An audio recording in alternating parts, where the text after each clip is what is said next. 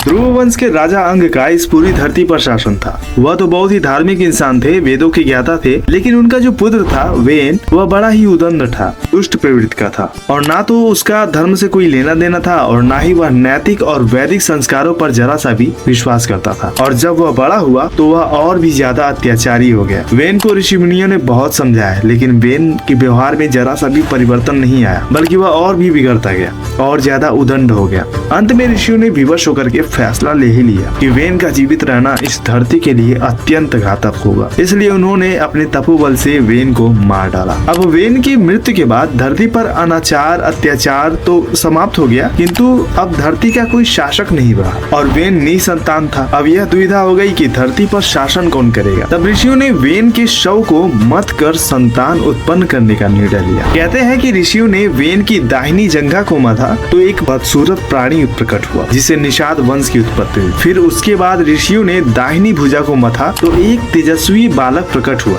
और इसी बालक का नाम पृथु रखा गया। पृथु जब बड़ा हुआ तो वह बेहद बलशाली और ओजवान बन गया। उसने अश्वमेध यज्ञ पूर्ण कर लिया, लेकिन अभी भी उसका राज्य अभिषेक नहीं हुआ था। एक दिन पृथु को पता लगा कि धरती ने प्राणियों को भोजन पोषण देना बंद कर दिया है, जिससे धरती पर समस्त प्राणियों के प्राण जो हैं वो संकट में आ गए। इस वाकया को जब ऋषियों ने पृथु को बताया, तब पृथु ने ऋषियों से पूछा कि ऐसा क्यों हो रहा है। ऋषियों ने कहा कि प्रकृति का यही नियम है कि इस धरती का राजा ना हो तो भूमि में कुछ नहीं उगता और इसी वजह से संसार की यह दशा हो रही है। धरती ने सब कुछ अपने भीतर समा लिया है। यह सुनकर पृथु ने अपना अस्त्र और शस्त्र उठाए और जोश में आकर भूलोक को खोद कर उसके भीतर से भोजन निकालने के लिए तैयार हो गए। अब भूलोक को पृथु ने क्रोध में देखा तो भयभीत हो गया और वो गाय का रूप धारण करके भागने लगा। पृथु उस गाय का पीछा करने लगे और उसे मारने की धमकी देने लगे। अंत में गाय कहती है कि पृथु, मैं तो तुम्हारी माँ के समान हूँ और तुम मुझे ही मार दोगे तो समस्त मानव जाति का अस्तित्व ही समाप्त हो जाएगा, सब कुछ नष्ट हो जाएगा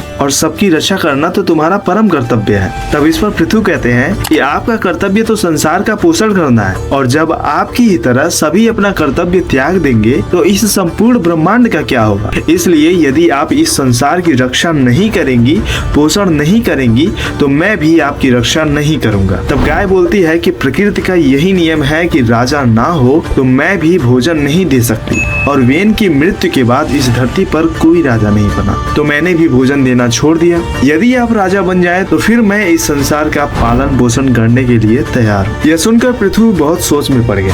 उन्होंने कहा कि भोजन के लिए यदि प्रजा सिर्फ राजा पर निर्भर रहे तो यह सही बात नहीं है, इसका विकल्प खोजना ही होगा। इसके बाद पृथु ने इस समस्या पर गहन विचार किया और उन्होंने निर्णय लिया कि ऐसी स्थिति भविष्य में भी फिर से उत्पन्न हो सकती है, इसलिए लोगों को आत्मनिर्भर बनना होगा और उन्हें स्वयं पृथ्वी से भोजन प्राप्त करना होगा। अभी तक तो धरती स्वतः भोजन देती थी, लेकिन अब मनुष्य को धरती के गर्भ से स्वयं भोजन प्राप्त करना सीखना होगा। इस विचार का लाभ यह था कि भूलोक के द्वारा प्रदान किए जाने वाले अन्न के अलावा मनुष्य अपने पुरुषार्थ से भी धरती से भोजन पैदा कर सकेगा ताकि उसे भोजन का कभी अभाव ना हो। और पृथु ने इसी विचार की दिशा में कार्य आरंभ कर दिया। कहते हैं कि पृथु ने अपने धनुष की नोक से समस्त धरती को समतल कर दिया और भूमि के समतल होने से हर जगह खेत खलियान तैयार होने लगे और इसके बाद पृथु ने यहीं से कृषि का आरंभ कर दिया। मनुष्य जाति जो अब तक पशुपालन और आखेट से काम चलाती थी, अब वह कृषक की भूमिका में आ गई थी और यहीं से कृषि का आरंभ हुआ और सर्वत्र अन्न की फसलें लहलहाने लगी। तो इस प्रकार से महाराज पृथु ने अपने संकल्प से धरती के नियम और स्वरूप को ही बदल दिया और इसी योगदान के चलते महाराज पृथु के नाम पर इस धरती को नाम मिला पृथ्वी। आशा करते हैं आपको यह जानकारी अच्छी लगी। अपने विचार जरूर व्यक्त कीजिएगा, हमें प्रेरणा मिलेगी। वीडियो को लाइक कीजिएगा और शेयर कीजिएगा और चैनल को सब्सक्राइब कर लीजिएगा अगर आप चैनल पर नए हैं तो। यहाँ पर ऐसे ही सनातन से जुड़े हुए अपडेट मिलते रहते हैं, तो चैनल को सब्सक्राइब जरूर कीजिएगा। मिलते हैं अगले किसी वीडियो के साथ, तब तक के लिए साथियों हर हर महादेव, ओम नमः शिवाय।